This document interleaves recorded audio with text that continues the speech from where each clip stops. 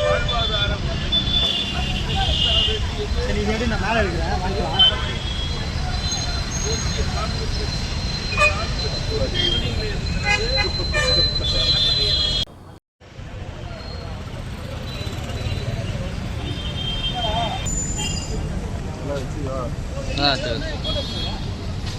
இல்லையா கொடை வருது, எனக்கு கொடை வருது, எனக்கு விசில் எடுக்க முடியல. தமிழர் தந்தை என்று என்றென்றும் நம்மில் நெஞ்சத்தில் வைத்து போற்றுகிற ஊடக அதிபராகவும் கூட்டுறவுத்துறை அமைச்சராகவும் சட்டப்பேரவையினுடைய தலைவராகவும் அவர் ஆற்றியிருக்கிற பணிகள் என்றைக்கும் நினைவில் கொள்ளத்தக்கதாக அமைந்திருக்கிறது.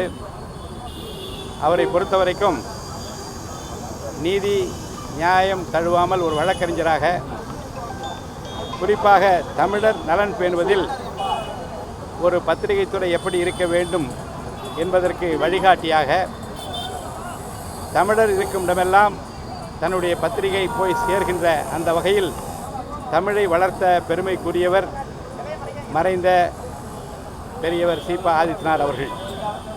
தமிழர் தந்தை என்று நம் நெஞ்சத்திலே வைத்து போற்றுகிற அவருடைய நினைவை போற்றுகிற நாளில் தமிழக வெற்றி கழகத்தினுடைய தலைவர் அவர்களது ஆசியோடு பள்ளிக்கல்வித்துறை அமைச்சர் மாண்புமிகு ராஜ்மோகன் அவர்களும் நானும் இணைந்து நின்று அவருக்கு மரியாதை செலுத்துகின்ற விதத்தில் மாலை அணிவித்து அவர் நினைவை போற்றுகிற அந்த பணியை நிறைவு செய்திருக்கிறோம்.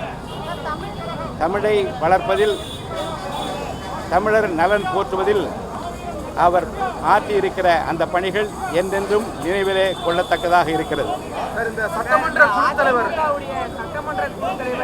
கொஞ்சம் இருங்க. அவங்க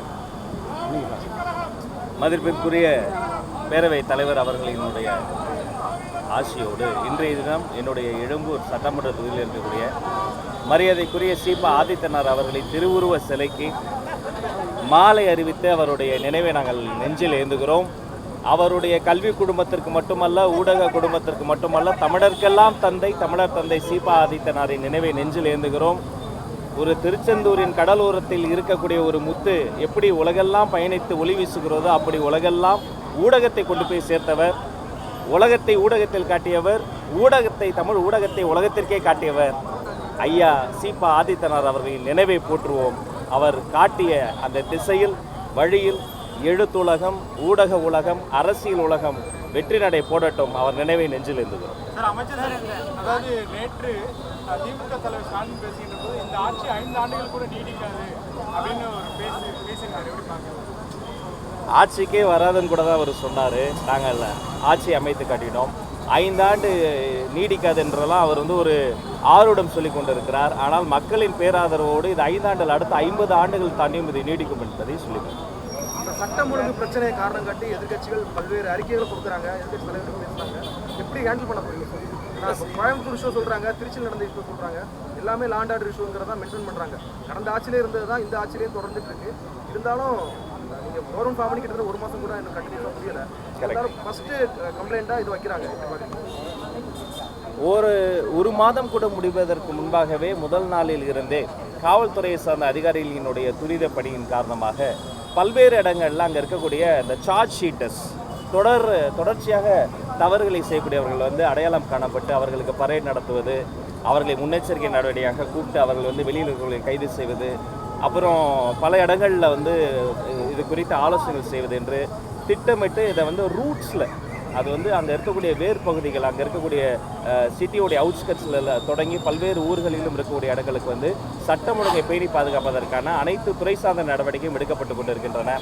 எனவே இது எங்கே நடந்தாலும் தவறு தான். நம்ம அரசாங்கத்தை பொறுத்த வரைக்கும் முதலமைச்சர், மாண்புமிகு முதலமைச்சர் சி ஜோசப் விஜய் அவர்களை பொறுத்த வரைக்கும் 0 டாலரன்ஸ் அகெயின்ஸ்ட் இது போன்ற கிரைம்ஸ். நேற்றைய தினம் கூட அந்த மாதிரி அந்த சம்பவத்தை நீங்கள் பார்த்துருப்பீங்க. துரிதமாக நடவடிக்கை எடுக்கப்பட்டு அந்த குற்றவாளிகள் வந்து கைது செய்யப்பட்டிருக்கிறாங்க. இது போன்ற சம்பவங்கள் எப்போதும் நடக்கக்கூடாது. அதற்கான நடவடிக்கைகள் மிகவும் தீவிரமாக நடைபெற்றுக் கொண்டிருக்கிறது. ஒவ்வொருத்தரா காங்கிரஸ் வந்து கிட்ட சேர்க்கக்கூடாது, நம்பக்கூடாது, ஒரே நாளில் வந்து கூட்டணியை மாற்றிருக்கிறாங்கன்னு சொல்லி கடுமையான விமர்சனம் கூட்டணி இதுதான் அவங்க வந்து அவர்கள் வந்து உயர்ந்த இடத்தில் வைத்து கூட்டணியில் இருக்கக்கூடிய கட்சிகளை வந்து ஒரு அடிமை கட்சிகளை போட்டு நடத்தக்கூடிய ஒரு பண்ணையார் மனப்பான்மை தான் இதை நம்ம பார்க்கணும். ஜனநாயகத்தில் எந்த கட்சி யாரோடு சேர வேண்டும் என்பது அந்த கட்சியினுடைய தலைவரும் தொண்டர்களும் எடுக்க வேண்டிய முடிவு. ஒரு பேரியக்கத்தை, ஒரு தேசத்தினுடைய ஒரு பேரியக்கத்தை இப்படி சிறுமைப்படுத்தி பேசுவது வந்து சரியான ஒரு விஷயமாக இருக்காது. எந்த கட்சியாக இருந்தாலும் ஜனநாயகத்தில் என் கூட தான் இருக்கணும், என் கூட இருந்தால் நல்ல கட்சி, என்னை விட்டு வெளில போயிட்டா மோசமான கட்சி என்பது வந்து சரியானது அல்ல. அனைவருக்கும் நன்றி. அதிமுக சட்டமன்ற குழு தலைவர் கொறடா நியமனம் இன்னும் நடக்கல. எப்ப அதை எதிர்பார்க்கலாம்? தொடர்ந்து நீங்கள் ஒருதலைபட்சமாக செயல்படுறீங்க, உங்களுக்கு ஆதரவு தெரிவித்த எம்எல்ஏக்களுக்கு ஆதரவா ஒருதலைபட்சமாக செயல்படுறீங்கன்ற குற்றச்சாட்டை இபிஎஸ் தரப்புல முன்வைக்கிறாங்க. எப்படி அணுக போறீங்க? நான் நடுநிலையிலிருந்து பணியாற்றுகின்றேனா இல்லை என்பதை நான் தீர்ப்பு வழங்குகிற போது இந்த நாடே தெரிந்து கொள்ளப் போகிறது. அப்படி குற்றம் சுமத்துகின்றவர்கள் தெரிந்து கொள்ளப் போகிறார்கள். இருவேறு குழுக்களாக பிரிந்திருக்கிற அனைத்து இந்திய அண்ணா திராவிட முன்னேற்ற கழகத்தின் இரு கூறுகளாக இருக்கின்றவர்கள் மனுக்களை எல்லாம் அளித்திருக்கின்றார்கள். அது என்னுடைய ஆய்வில் இருக்கிறது. உரிய நேரத்தில் உரிய முடிவெடுத்து அதை சட்டசபையிலே அறிவிக்கிற போது நான் எப்படி நியாயமாக நடந்து கொண்டேன் என்பதை நாடு தெரிந்து கொள்ளும். இறுதி முடிவு எடுக்க போறீங்க சார், எப்ப எதிர்பார்க்கலாம் சார்? தமிழரின் தந்தை என்று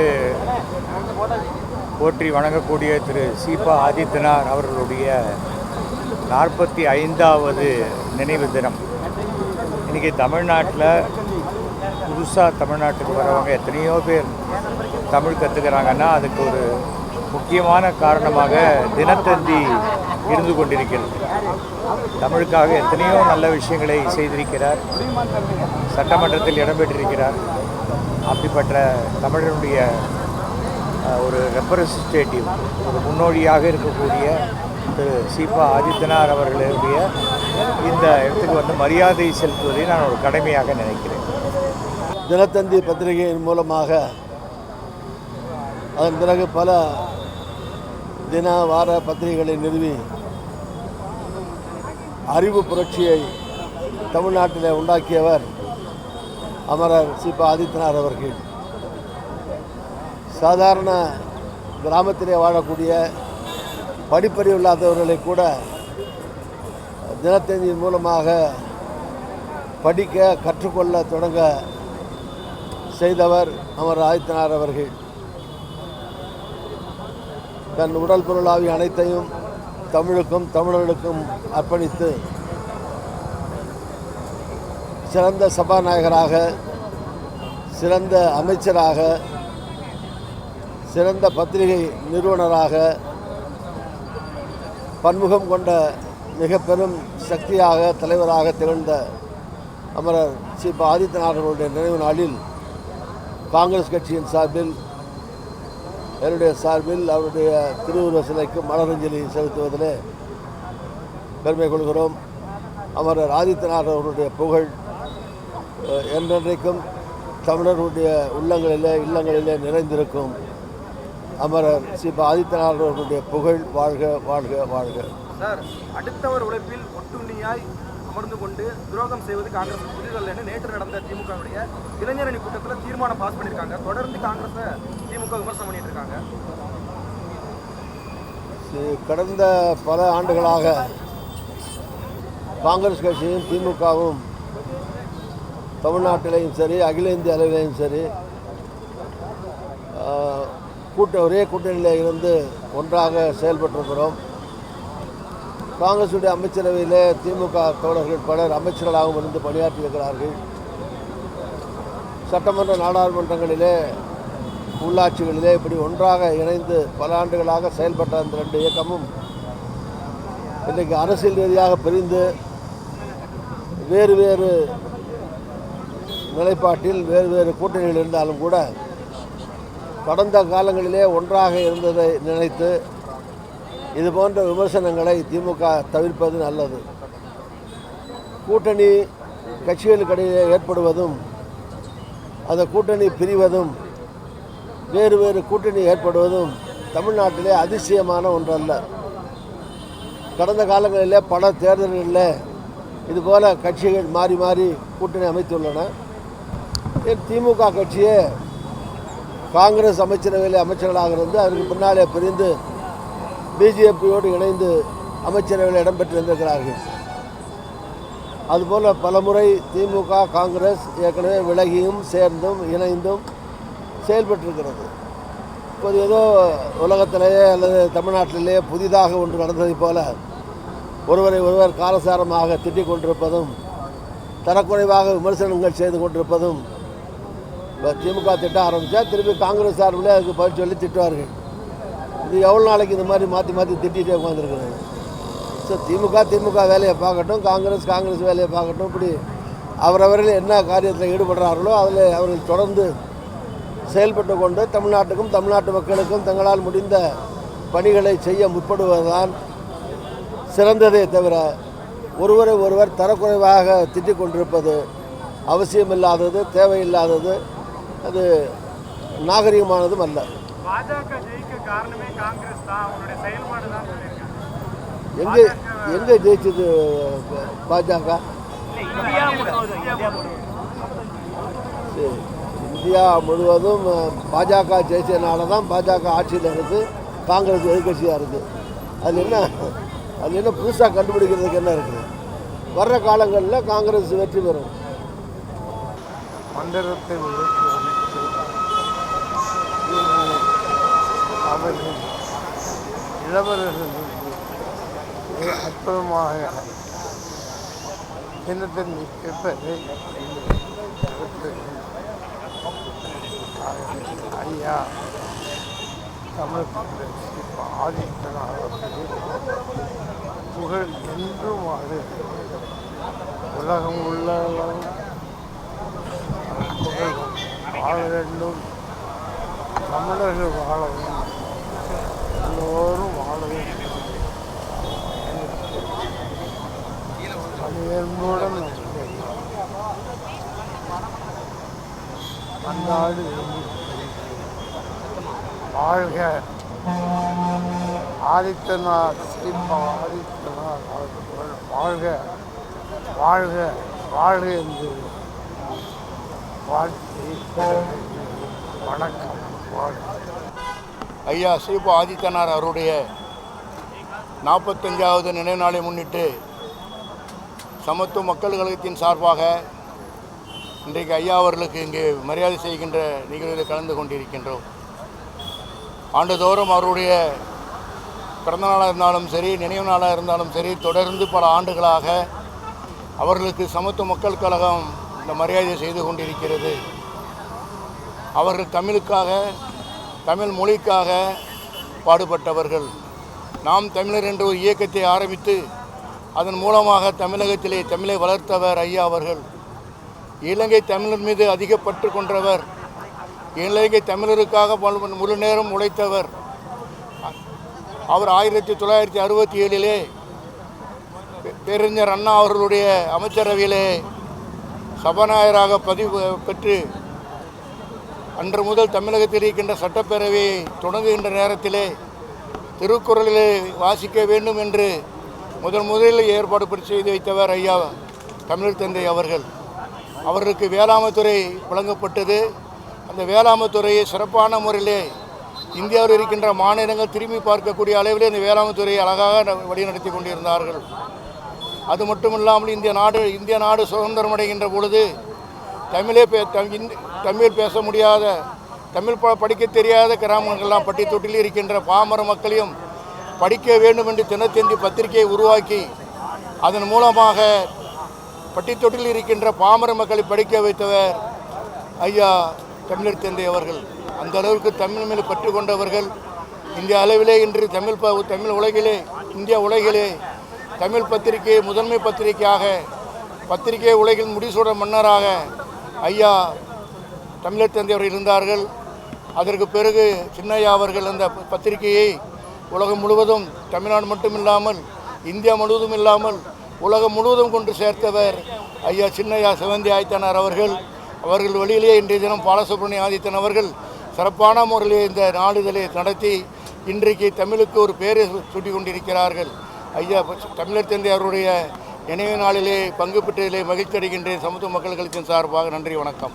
என்னுடைய பெயர் அண்ணா எம்ஜிஆர் திராவிட மக்கள் கழக ரெடியா அண்ணா எம்ஜிஆர் திராவிட மக்கள் கழகம் சார்பில் கழகத் தலைவர் டாக்டர் முத்துராமன் சிங்க பெருமாள் பேசுகிறேன். இன்றைய தினம் தமிழகத்தில் தமிழை ஒரு ஆட்சி மொழியாக்க வேண்டும் என்றும் பட்டி தொட்டியெல்லாம் தமிழ் பரவ வேண்டும் என்றும் பாமரனும் சாதாரணமாக தமிழ் கற்றுக்கொள்ள வேண்டும் என்று எண்ணி நமது தினத்தந்தியினுடைய அதிபர் சீபா ஆதித்தனார் அவர்கள் தினத்தந்தியை தொடங்கினார். ஒவ்வொரு டீ கடையிலும் ஒவ்வொரு பார்பர் ஷாப்பிலும் தினத்தந்தியை படித்துத்தான் தமிழை தெரிந்து கொண்டார்கள். அப்படிப்பட்ட ஒரு பெரிய மாமேதையுடைய நிகழ்வில் கலந்து கொள்வதில் அண்ணா எம்ஜிஆர் திராவிட மக்கள் கழகம் பெரும் மதிப்பு கொள்கின்றது. மேலும் பன்முகத்தன்மை கொண்ட சீபா ஆதித்தனார் அவருடைய புகழ் வளர அவருடைய சேவை எடுத்து கூறுவதற்காக அண்ணா எம்ஜிஆர் திராவிட மக்கள் கழகம் அரும்பாடுபட்டு செயல்படுத்திக் கொண்டிருக்கிறது என்பதை தன்னை தெரிந்து கொண்டு விடைபெறுகிறேன். நன்றி, வணக்கம். பிதா மகனாக இருந்த அருமை ஐயா ஆதித்தனாருடைய நினைவு நாளில் ஆதித்தனார் அவர்கள் ஐயா அவர்கள் பேரறிஞர் அண்ணாவுடன் கலைஞருடன் வாழ்ந்த வாழ்க்கையெல்லாம் எங்களுக்கு நினைவு வருகிறது. அவர் கூட்டுறவுத்துறை அமைச்சராக இருந்து கூட்டுறவு ஒரு நல்லுறவு என்பதை நாட்டுக்கு காட்டியவர் ஐயா. அதேபோல் அவர் சபாநாயகராக இருந்த காலம் அது ஒரு பொற்காலம். அவருக்கு பிறகு அவருடைய மகனை எங்களால் போற்றி வணங்கப்படுகின்ற சிவந்தி ஐயா அவர்களை ஷெரீப் என்ற அளவுக்கு நகர ஷெரீப் என்ற அளவுக்கு உயர்ந்து இந்த மக்களுக்கு சேவை செய்தார். இன்றும் தினத்தந்தி சேவை செய்து கொண்டிருக்கிறது. எனக்குள்ள ஒரு நன்றி பெருக்கெல்லாம் கடல் அலை விழும் எழும், கதிரவன் விடுவான் எழுவான். ஆகவே மாலை மறைகின்ற கதிரவன் தன்னை புதுப்பித்து கொண்டு மறுநாள் காலை வருவான். மாலை போனவன் காலை வருவதைப் போல, அலை விழுந்து மேலே எழுவதைப் போல திராவிட முன்னேற்றக் கழகம் விடும் மீண்டும் எழும்.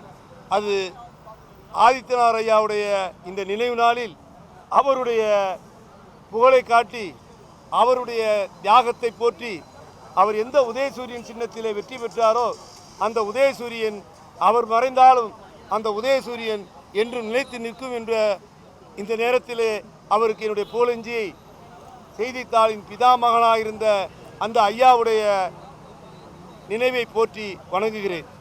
ஒரு கூட்டணி என்பது தொடர்ச்சியாக கடைசி வரை கார் உள்ளவரை, கடல் நீர் உள்ளவரை, பார் உள்ளவரை, பைந்தமிழ் உள்ளவரை இருக்க வேண்டும் என்பதல்ல. ஆனால் ஒரு தேர்தல் களத்திலே ஒன்றாக வெற்றி பெற்றுவிட்டு அடிதடி ரத்தம் சிந்திருக்கிறான். அவன் ரத்தம் காயவில்லை, சாப்பிட்ட சோறுடைய ஈரம் கை காயவில்லை, கையெழுத்து போட்ட மை காயவில்லை. 4ஆம் தேதி என்று தேர்தல் முடிகிறது. 5ஆம் தேதி அவசரமாக ஓடி போய் சென்று எதிரணியிலே போய் உட்கார்ந்தால் அதற்கு பேர் என்ன? துரோகமா இல்லை சகோதரமா? வருத்தம் இருக்காதா? அப்போ என்ன செய்யணும்னா அவங்க வருத்தப்படுறாங்க, அவங்க உழைச்சாங்க, கஷ்டப்பட்டாங்க. அப்போ தான் கடைசி நேரத்தில் ராஜ்யசபா உறுப்பினர் பதவி வாங்கிக்கிறாங்க. அப்படி இல்லாட்டி ரோசமா அன்னைக்கு வேண்டான்னு இருக்கணும். நான் என்ன சொல்கிறேன், என்னுடைய டிரைவர் என்னை பற்றி தப்பாக சொல்கிறான்னு வச்சுக்கோங்க, நீங்கள் என்ன நினைப்பீங்கன்னா, ஆகா காசிமுத்து மாணிக்குடைய டிரைவர் சொல்கிறான்ப்பா, அது உண்மையாக தாப்பா இருக்குன்னு சொல்லுவீங்க. நான் டிரைவரை வேலையை விட்டு போக சொல்லிட்டேன்னு வச்சுக்கோங்க, அதுக்கப்புறம் என்னை பற்றி தப்பாக பேசுனா, நல்லா இருந்தவோ பிரியமாக இருந்தான், இப்போ விலைக்கு விட்டவனே தப்பாக பேசுகிறான்னு அவனை குறை சொல்லுவாங்க. அது மாதிரி காங்கிரஸ் எங்களோட கூட்டணியில் இல்லாமல் இருந்து எங்களை குறை சொல்லியிருந்தா தெரிஞ்சிருக்காது. கூட்டணியில் இருக்கும்போது பிரவீன் சக்கரவர்த்தி விஜய்க்கு தான் எதிர்காலம் என்று சொல்வதும், திருச்சியில் இருக்கிற வேலுச்சாமி திமுக தப்பாக பேசுகிறதும், மாணிக் தாகூர் தப்பாக பேசுகிறதும் எங்களுக்கு ஒரு மைனஸாக இருந்துச்சு. எங்களுடைய கூட்டணியில் இருக்கும்போது எங்களை எதிர்த்து பேச பரவாயில்ல. தேர்தல் முடிஞ்சு இப்போ திமுக கூட்டணியில் இருந்த விடுதலை சிறுத்தைகளையோ அல்லது இஸ்லாமிய சகோதரர்களாக இருக்கிற அண்ணன் காதர் மைதன் அவர்களையோ யாரும் வருத்தப்படல, கம்யூனிஸ்டுகளே வருத்தப்படல. அவங்க வந்தாங்க, பேசுனாங்க, நன்றி சொன்னாங்க, ஜெயிச்சதுக்கு ஒரு துண்டு போட்டு நன்றி சொல்லிட்டு அதுக்கப்புறம் அவங்க முடிவு எடுத்துக்கிறாங்க. அது கூட இது வரைக்கும் எந்த வரலாற்றுலையும் தமிழ்நாட்டிலேயோ இல்லை எங்கேயும் நடந்ததில்லை. கூட்டணி என்பது ஒன்றா கூட்டணியில் நின்றுட்டு அடுத்த தேர்தலில் மாறுறதுலாம் இயல்பு. 1977 பார்த்தீங்கன்னா திமுகவோட கம்யூனிஸ்ட் கட்சி இடது கம்யூனிஸ்ட் கட்சி கூட்டணியில் இருக்கும். அதுக்கப்புறம் மாறும். கம்யூனிஸ்ட் எம்ஜிஆரோடு இருந்துச்சு 1973 திண்டுக்கல் இடைத்தேர்தலாம். அதே கம்யூனிஸ்ட் 77 வந்து காங்கிரஸோட பிரிஞ்சு போயிருச்சு. பாராளுமன்றத்தில் காங்கிரஸ் கூட்டணி இருந்துச்சு, அதுக்கு சட்டசபையில் பிரியுது. நான் அது இல்லைன்னு சொல்லலை. ஆனால் ஒரு தேர்தலை நின்று முடிஞ்சு ரிசல்ட் வந்து முடியறதுக்குள்ள அவசரமாக எதிரிட்ட போய் உட்கார்றதுக்கு பேர் உங்கள் பாஷையில் அதுதான் நட்புன்னு சொன்னால் நான் மன்னிப்பு கேட்டுக்கிறேன். யாராவது கேட்குறீங்களா? சரியா? மதிப்பிற்கும் மரியாதைக்கும் உரிய ஐயா சீபா ஆதித்யநாத் அவர்களின் போற்றும் வகையில் இன்றைக்கு தமிழ்நாடு காங்கிரஸ் எஸ்சி துறையின் சார்பாக அவருக்கு மாலை அணிவித்து மரியாதை செலுத்தினோம். தமிழர் என்ற பெருமைக்கு அடையாளம் கொடுத்தவர் ஐயா அவர்கள். இன்றைக்கு வந்து தமிழ்நாட்டுக்கு மட்டும் இல்லாமல் இந்திய அளவிலையும் உலக நாடுகளிலையும் தமிழர்கள் வசிக்கிறார்கள்.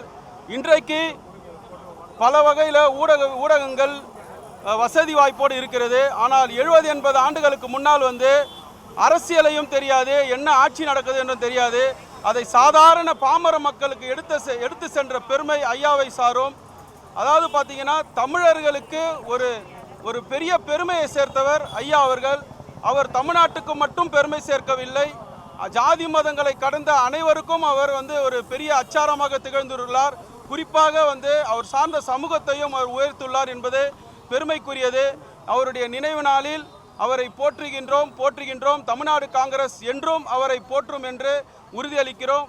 அவர் காட்டிய வழியில் காங்கிரஸ் என்றும் செயல்படும். தமிழ்நாட்டில் இன்றைக்கு வந்து பார்த்தீங்கன்னா பட்டி தொட்டியெல்லாம் வந்து தமிழ் பேசணும்னு முழங்கி கொண்டிருக்கிறார்கள். ஆனால் 80 ஆண்டுகளுக்கு முன்னாலே வந்து அதை வந்து வரலாற்றில் பதிவு பண்ணுறவர் ஐயா என்பதை இந்த நேரத்தில் கூற கடமைப்பட்டிருக்கிறோம். அதாவது நாங்கள் பதவி ஆசைக்காக செயல்பட்டோமா இல்லை திமுக செயல்பட்டதா? ஒரே ஒரு சின்ன உதாரணம். மரியாதைக்கும் போட்டதற்கும் உரிய ஐயா கலைஞர் அவர்களை தரவென்று இழுத்து சென்ற அதிமுகவை ஆதரிக்கும் போக்கிலையும் ஐயா கலைஞர் அவர்கள் மரணத்திற்கு பின்னால் மெரினாவில் இடம் தர மறுத்த எடப்பாடியை ஆதரித்து பதவிக்கு ஆசைக்காக அவர் ஆதரித்த திமுக சுயநலவாதியா, பதவி ஆசை பிடித்த வெறியர்களா? அவர்கள் வந்து எங்களை குறை கூறுவதற்கு என்ன தகுதி உண்டு? பதவி ஆசைக்காக கலைஞரையே தன் தந்தையை தரவென்று இழுத்து சென்ற, தன் தாத்தாவை தரவென்று இழுத்து சென்ற அதிமுகவையும் எடப்பாடி, அதாவது அவருக்கு சமாதியில் இடம் கொடுக்க மறுத்த எடப்பாடியை ஆதரிக்கிறது சுயநலவாதியா? இல்லை காங்கிரஸ் வந்து 2006 98 எம்எல்ஏக்கள் வச்சுட்டு இருக்கும் போது 34 எம்எல்ஏ கொடுத்து எந்தவித ஒரு பதவி ஆசையிலையும் எந்தவித ஒரு பங்களிப்பும் பெறாமல் அவங்களுக்கு ஆதரித்தவங்க காங்கிரஸ் வந்து பெருமைக்குரியவர்களான்றது திரு உதயநிதி ஸ்டாலின் அவர்கள் மல்லாக்கப்படுத்தி யோசித்து பார்க்க வேண்டும் என்பதை இதன் மூலமாக தெரிவித்துக் கொள்கிறேன்.